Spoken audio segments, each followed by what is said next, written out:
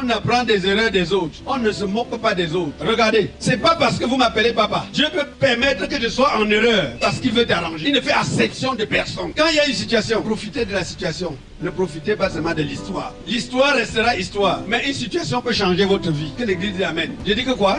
Aucun homme dans ce monde ne peut parfaire son expérience sans épreuve. Il y a toujours des épreuves. Tu ne peux pas avoir un diplôme sans. Il y aura toujours une épreuve. Et notre Bible nous dit que quoi? Dieu ne peut pas nous donner une épreuve au-dessus de nous. Quels sont ceux qui ont déjà lu? Écoutez, quand vous entrez à l'église, vous entrez avec un caractère familial qui n'a rien à faire avec la parole de Dieu. Il y a beaucoup de choses qu'il faut laisser pour que ça marche. Lisez-moi un peu Actes des Apôtres 1 à partir du verset 17. Regardez, bon, vous êtes assis là, non? Nos yeux voient beaucoup du monde. Maintenant, si je demande à une personne, dis-moi ce qui est dans le cœur de celle-là, elle est plus proche de toi, tu peux me dire. Mais tu peux voir tout le monde. Or, ce qui est important pour l'homme, c'est connaître ce qui est dans le cœur de l'autre. Que quelqu'un dise Amen. Ce n'est pas voir trop de monde qui est important, c'est connaître ce qui est dans le cœur de l'homme. Un homme est assis près de toi, tu ne vois pas son cœur, mais tu vois plein des hommes. Oh, tu ne peux bien agir avec quelqu'un que quand tu connais son cœur. Quels sont ceux qui sont d'accord avec moi? Levez les mains. Lis un peu. Il était compté parmi nous et il n'avait pas au même ministère. Il était compté parmi nous et il avait part au même ministère. Si un enfant de Dieu ne peut pas changer son caractère, il ne peut pas évoluer. Il y a plein de choses autour de vous. Dans 1 Corinthiens 16, verset 9. 1 Corinthiens 16, il est écrit: car une porte grande et d'un accès efficace m'est ouverte. Oui.